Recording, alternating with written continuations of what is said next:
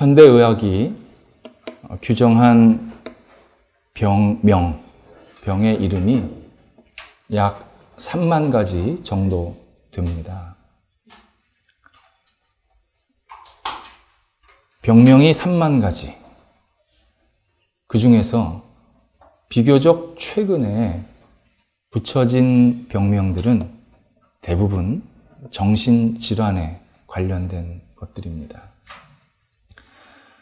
과거에는 비이성적인 언행을 하는 것을 머리를 다쳤다라는 의미로 미치다라는 표현을 썼습니다. 근데 요즘은 상황에 따라서 다양하게 병명을 붙여줍니다.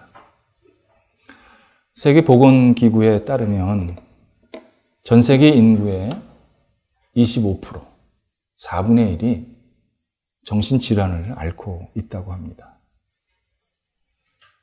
어느 나라는 70%, 길거리 다니는 사람 중에 7명이 정신질환을 경험하고 있다.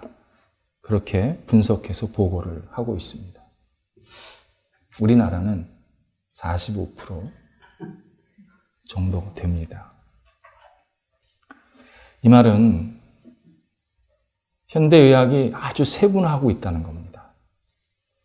정신질환을 이렇게 묶어서 말하지 않고 한 사람 한 사람의 상황에 따라, 증상에 따라 아주 세분화해서 병 이름을 붙이고 있다는 뜻입니다. 그런데 한 가지 혼돈하지 말아야 될 것이 있습니다. 성경에 보면 정신질환을 앓고 있는 사람처럼 행동하는 인물들이 여러 번 등장합니다. 그때마다 성경은 귀신이 들렸다라고 표현을 합니다. 사람들은 성경이 쓰여진 시대가 의학이 발달되지 않았기 때문에 성경의 저자들이 비이성적인 행동하는 것을 귀신이 들렸다. 그렇게 썼다. 쉽게 생각을 합니다. 하지만 귀신 들린 것과 정신질환은 하늘과 땅 차이입니다. 정신질환은 몸이 아픈 겁니다. 귀신 들린 것은 영혼이 망가진 상태입니다. 그래서 정신질환은 자기 몸을 자기가 잘 못 갖추는데 귀신 들린 사람은 더 강합니다. 잠을 안 자도 됩니다. 정신질환은 약으로도 고칠 수 있습니다. 하지만 귀신 들린 사람은 약이 소용이 없습니다. 성경에 나오는 귀신은 우리를 무너뜨리려고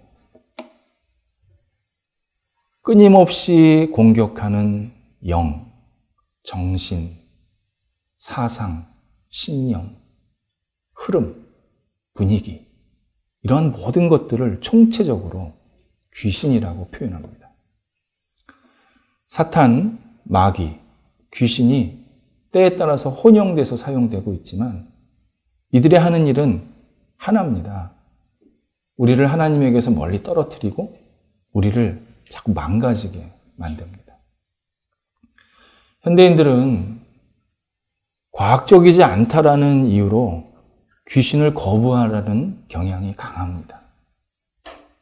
그런데 안타깝게도 많은 현대인들이 귀신에 사로잡혀 사는 것이 현실입니다. 동남아시아에 속해 있는 라오스는 대표적인 불교 국가입니다. 근데 막상 가보면 사람들의 신앙은 불교와 미신이 또 잡다한 신앙이 막 섞여서 그렇게 믿고 있는 우상 숭배에 가깝습니다. 의료선교 팀과 언젠가 방문을 한 적이 있습니다. 우리로 말하자면 구청장쯤 되는 한 지방의 지도자가 선교사를 통해서 연락을 해왔습니다. 우리 지역은 의료 혜택을 거의 받지를 못하고 있습니다. 그러니 오셔서 의료 진료 봉사를 좀 해주십시오 라는 부탁이었습니다. 당연히 가는 것으로 했는데 뒤에 하나를 덧붙이는 내용이 있었습니다. 우리 지역은 라오스 전체에서 제일 미신 숭배가 강한 동네입니다. 동네 사람들 대부분이 미신에 푹 빠져 있습니다. 그리고 이상한 행동들을 꽤 많이 합니다.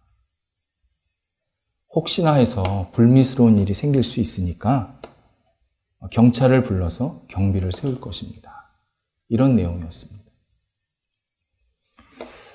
이 말을 듣고 같이 가려고 했던 분들이 한쪽에서는 꼭 가야 되냐부터, 한쪽에서는 몇 사람만 가자부터, 한쪽에서는 이거 잘 될까? 막 이런 걱정이 생겼습니다. 다른 일정들이 있었기 때문에 다 하나씩 맞추었고, 그다음에 그 당일 가기 전날 저녁부터 그날 아침까지 평소보다 함께 그리고 개인적으로 더 많은 기도하는 시간을 가졌습니다. 근데 그날 아침에 너무 감사하게도 성령께서 그 지역 사람들을 사랑하는 마음을 우리 모두에게 허락해 주셨습니다. 서로 그런 고백을 했습니다. 그리고 이제 출발을 해서 그 지역에 도착을 했는데 아니나 다를까 마을 한가운데요, 거대한 우상들이 여러 개 있는 겁니다. 그리고 분위기가 굉장히 이렇게 가라앉아 있습니다. 그리고 거리가 일단 지저분합니다. 또 하나 감사한 것은 죄가 많은 곳에 은혜가 넘친다고. 그날 치료받은 사람이 지금껏 다른 지역에서 치료받은 사람보다 제일 많았습니다. 그리고 적지 않은 인원이 앞으로 예수님을 믿겠다고 결심을 했습니다. 그리고 저희는 마무리하고 돌아왔는데 얼마 있다가 선교사가 저희한테 연락을 해왔습니다. 자기가 다시 그 지역을 갔더니 거리가 깨끗이 정돈이 되어 있다는 겁니다. 뭘 느꼈냐면 이 사람들의 영적인 부분이 이렇게 좀 정리가 되고 있구나 라는 것을 느꼈다. 그렇게 우리한테 보고를 해 주었습니다. 귀신이 있느냐 없느냐 이런 논의는 아무 의미가 없습니다. 귀신 들린 사람을 어떻게 대할 거냐, 이게 핵심입니다. 귀신 들린 사람을 볼 때 많은 사람들이 약간 거부감을 느낍니다.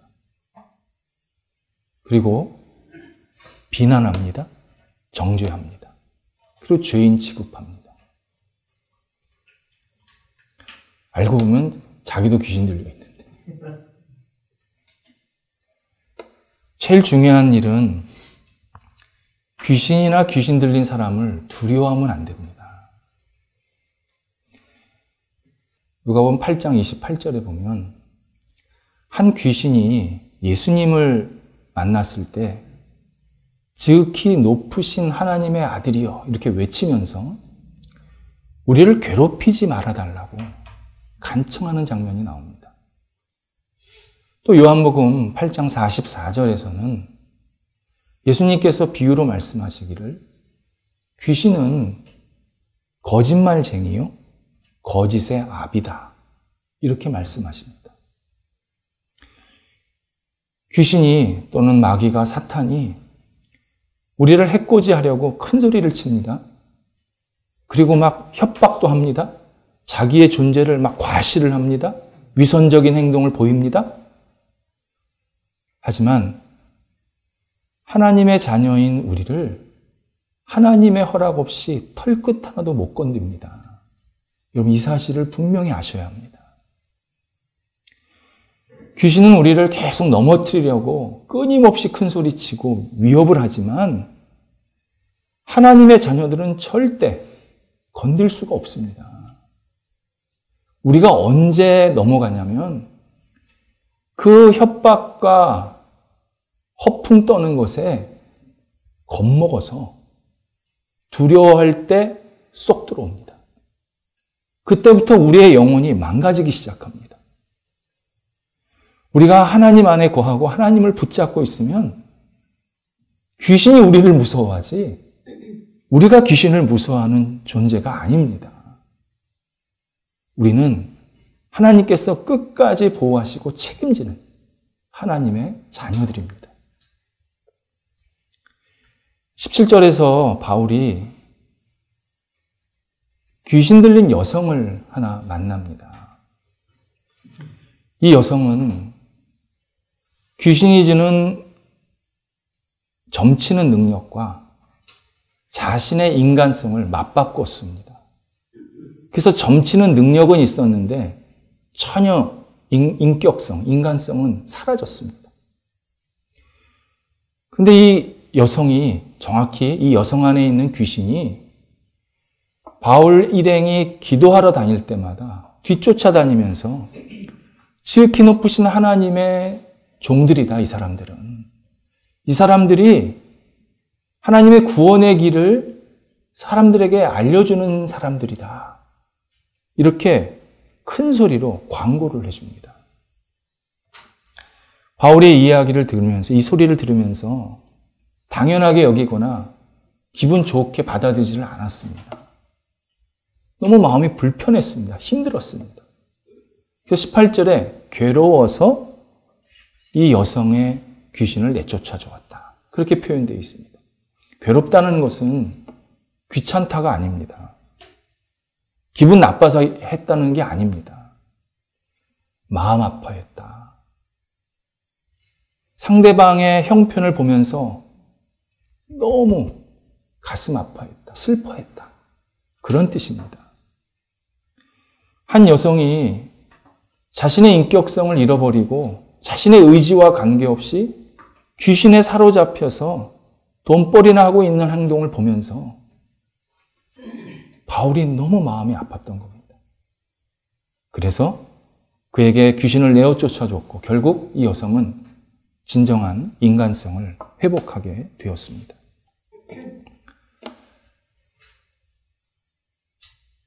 우리가 세상 특히 험난하고 죄 많고 혼란하고 그리고 어지러운 세상에 살면서 자주 진정한 인간성을 잃고 살게 됩니다.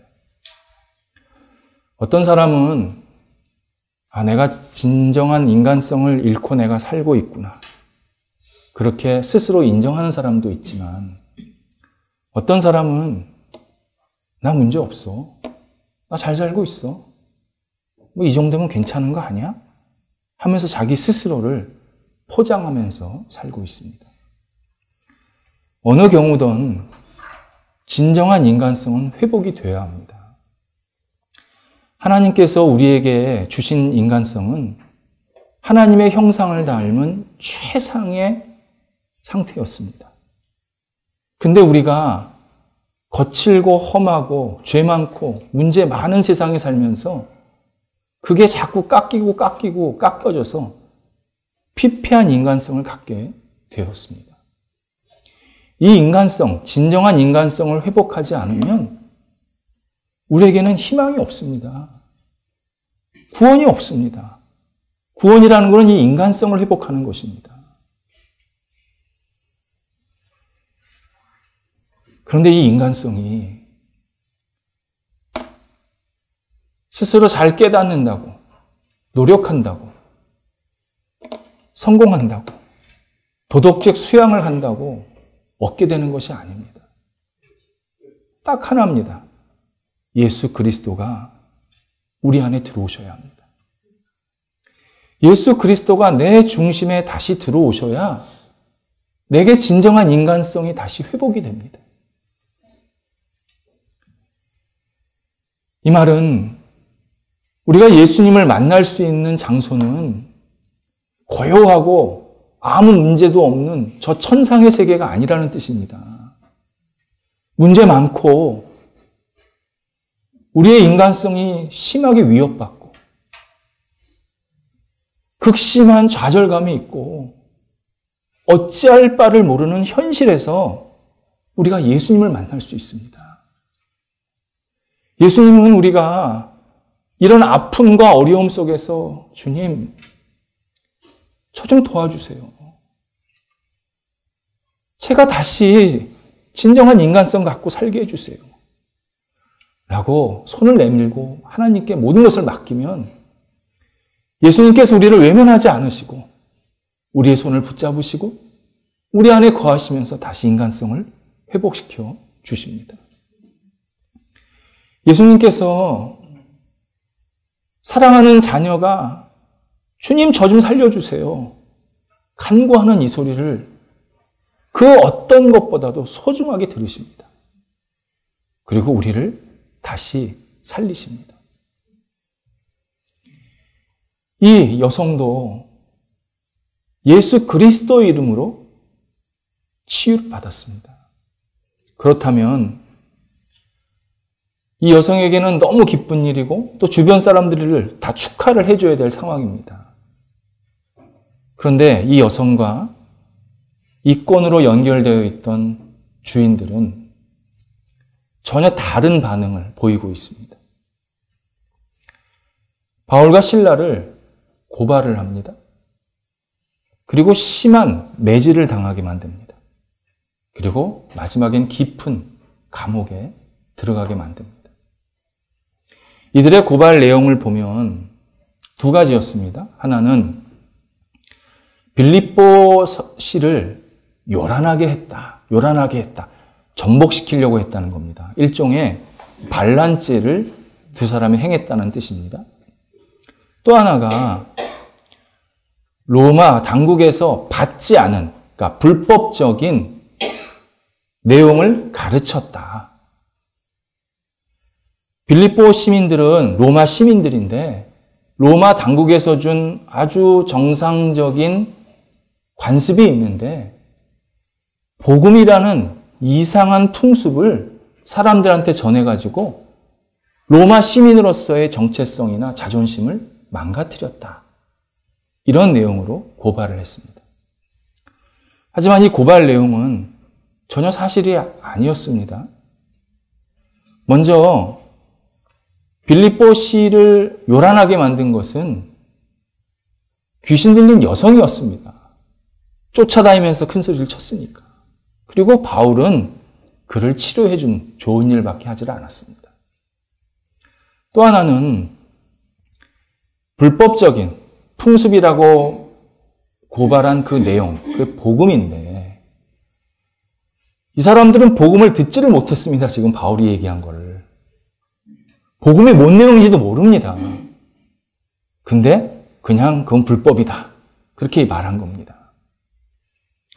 무엇보다도 적법한 재판 절차 없이 심한 처형을 당하게 만듭니다. 이거야말로 진짜 불입니다. 불법입니다. 이 여종의 뒤에 있던 주인들이 왜 이렇게 비이성적이고 무지몽매한 일을 할 수 있었을까? 그 진짜 이유가 19절에 나옵니다. 수익에 소망이 끊어졌다는 겁니다. 이들은 돈이라는 귀신에 사로잡혀 있었습니다. 한 여성이 진정한 자유를 얻은 것에 대해서는 전혀 신경이 안 쓰였고 이 여성을 이용해서 자기네들이 돈벌이 한 것이 끊어진 것에 대해서는 너무 분노한 겁니다. 이것에 대해서 다른 이유를 가지고 바울과 실라를 고발하고 있습니다.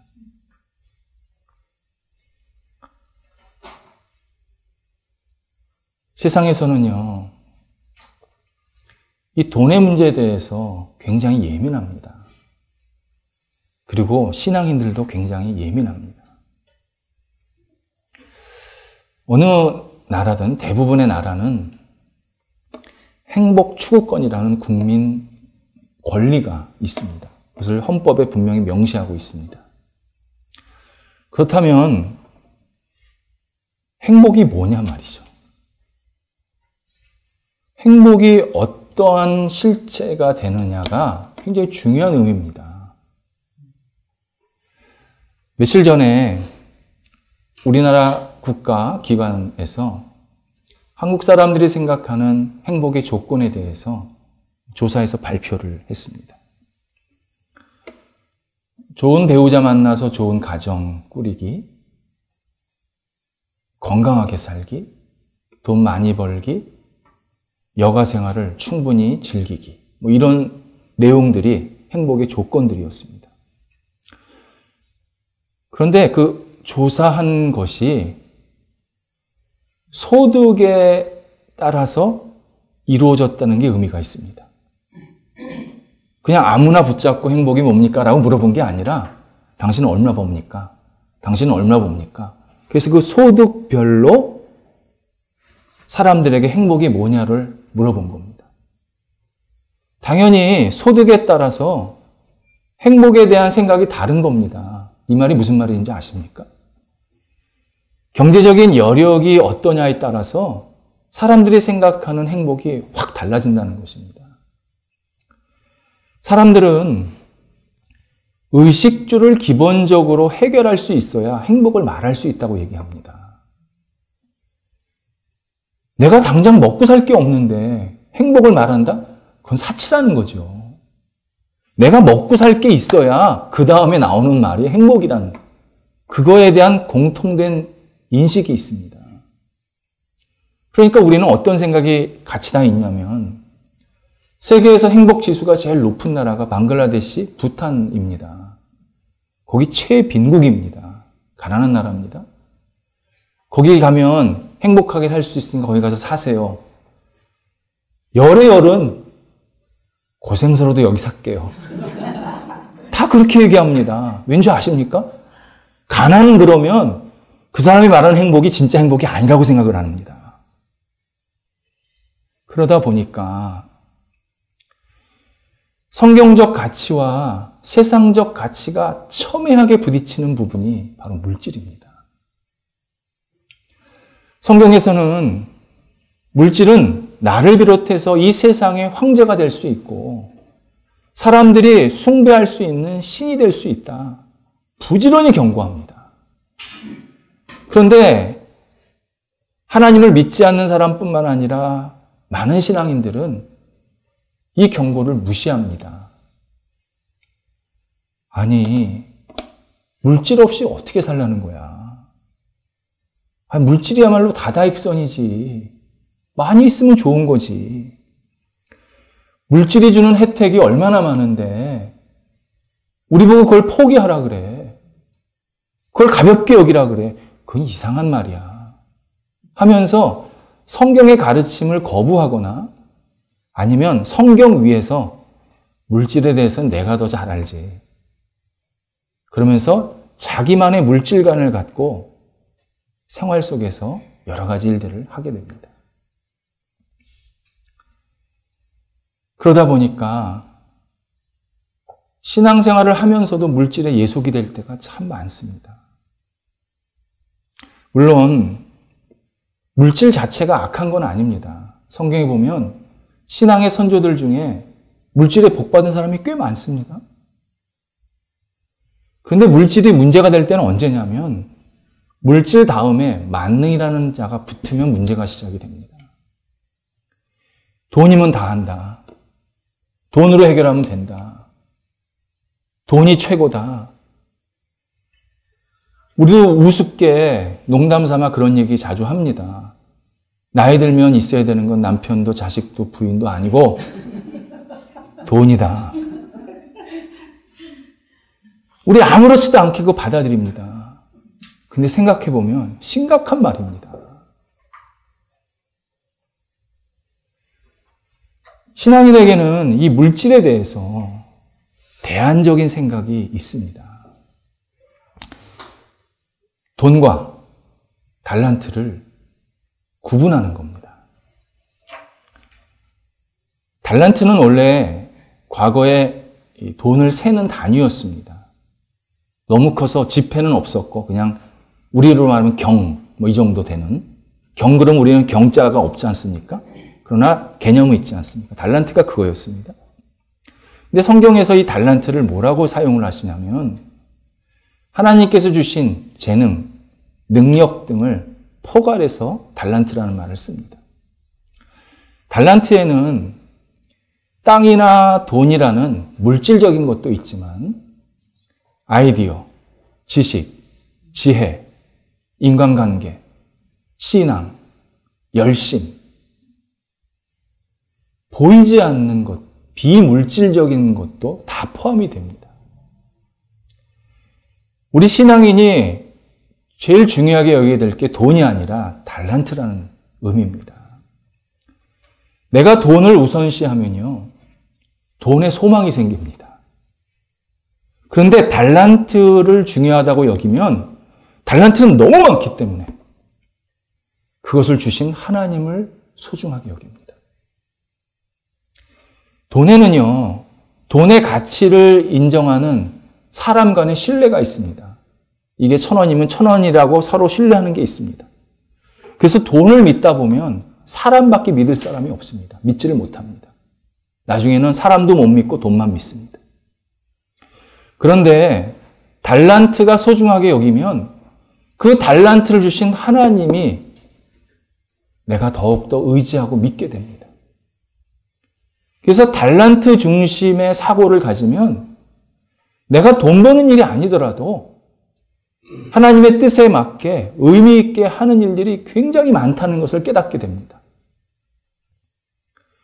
내가 하는 일이 사람들이 볼 때는 돈 버는 일이 아닌 것처럼 보이지만 그러나 이것이 하나님의 영광과 뜻을 이루는 하나님이 나한테 주신 이 능력으로 그 일들을 한다고 하면 그때 생긴 결과들은요, 숫자로 환산할 수 없는 정말 놀라운 의미 있는 결과들입니다. 더 중요한 게 뭔지 아십니까? 내가 달란트를 소중히 여기고 열심히 살면요, 하나님께서 절대 굶기지 않습니다. 저한테 제 선배가, 목회하시는 선배가 신학을 한다 그럴 때 몇 번 얘기한 게 있습니다. 박주야, 목회자가 하나님 바라보며 목회 열심히 하면 하나님 절대 굶기지 않으신다. 너 이거 명심해라. 저보다 한 50년 선배가 그 얘기를 해주셨습니다. 목회뿐만이 아닙니다. 일반인들도 내가 하나님의 뜻에 맞게 의미 있는 일을 하기 시작하면 하나님께서는 그 다음에 알아서 내가 잘 살게 만들어 주십니다. 하지만 내가 돈 중심으로 살게 되면 남는 게 뭐냐? 고립감입니다. 난 경제적인 능력이 있으니까 이거 가지고 살면 돼. 남한테 아쉬운 소리 할 것 없어. 그냥 이거 가지고 만족하며 살면 돼. 이렇게 자기 스스로를 자꾸 고립을 시킵니다. 이 상황을 오늘 두 번째 읽은 누가복음 12장에서 예수님께서 비유로 말씀을 하십니다. 한 부자가 있었는데 너무 경제력이 넘친 것입니다. 소득이 차고 넘쳤습니다. 이때 예수님께서 아주 중요하게 두 가지를 얘기하십니다. 혼잣말하는 상황을 얘기하십니다. 또 하나가 그 넘치는 소득을 잘 가두어 두려고 하는 더 큰 창고를 짓겠다는 계획이 있었다. 이것을 아주 의미 있게 설명하고 계십니다.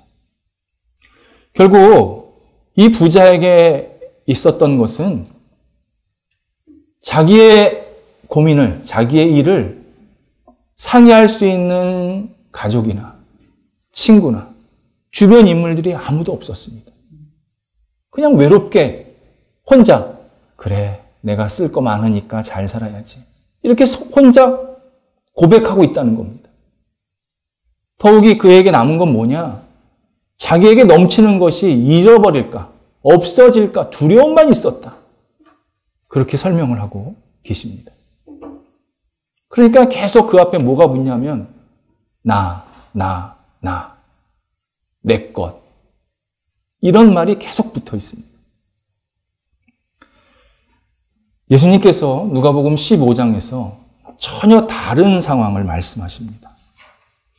누가복음 15장에 둘째 아들이 아버지께로 돌아오는 비유를 말씀하십니다. 둘째 아들은 아버지의 막대한 재산의 반을 세상에서 탕진하고 아버지께로 돌아왔습니다. 이때 아버지가 둘째 아들을 기쁘게 맞이합니다. 뭐 한마디도 돈 어디다 썼냐를 물어보지를 않으십니다. 그걸로 끝이 아닙니다. 동네 사람들을 불러서 큰 잔치를 벌입니다. 그리고 이 둘째 아들에게 최고의 옷과 가락지, 반지를 끼워줍니다. 이미 둘째 아들이 탕진한 재산이 엄청납니다. 그런데 동네 사람들 불러서 잔치한 액수도 만만치 않습니다. 거기에 둘째 아들 꾸며준 액수? 그것도 큽니다. 그런데 아버지는 그게 전혀 중요하지가 않았습니다. 오직 둘째 아들이라는 존재, 그 생명, 그게 너무 소중했습니다. 그랬더니 아버지에게 남은 게 뭡니까? 둘째 아들이 남았습니다. 같이 축하해주는 동네 사람들이 남았습니다. 예수님께서 십자가에 못 박혀 죽으셨습니다. 예수님께서 십자가에 못 박히신 이 희생은 숫자로 환산할 수 없는 정말 유일무이한 희생입니다. 근데 예수님께서 이 십자가에 못 박히신 이유는 딱 하나입니다. 우리를 사랑해서.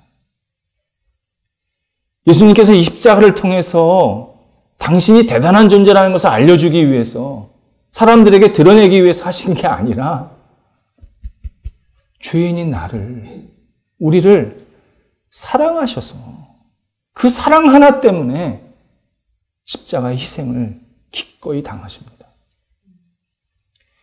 예수님을 진심으로 믿는 우리는 예수님 안에서 구원도 얻고 자유도 얻고 생명도 얻고 감사도 얻고, 세상에 이런 행복한 사람이 없습니다. 우리가 한 것은 아무것도 없는데, 우리가 한 것은 죄밖에 지은 게 없는데,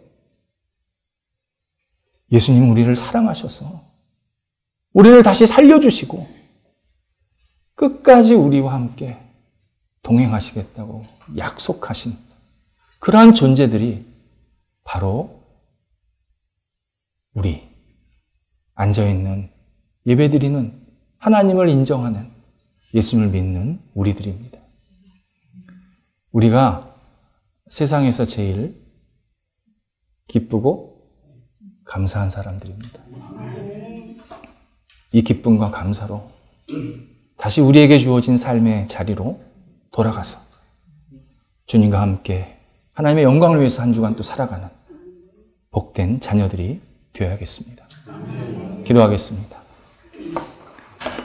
하나님, 저희들이 참 복이 많습니다.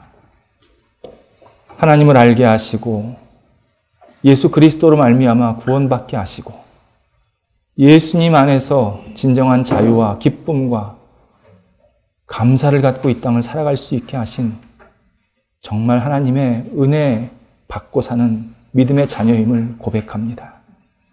하나님, 주님과 함께 다시 시작하오니 우리를 사로잡는 모든 것들을 나사렛 예수 그리스도의 이름으로 해방시켜 주시옵시고 오직 하나님 안에서 자유함 가지고 한 주간 생활하는 저희 모두가 되도록 역사하여 주옵소서. 예수님의 이름으로 기도드립니다. 아멘.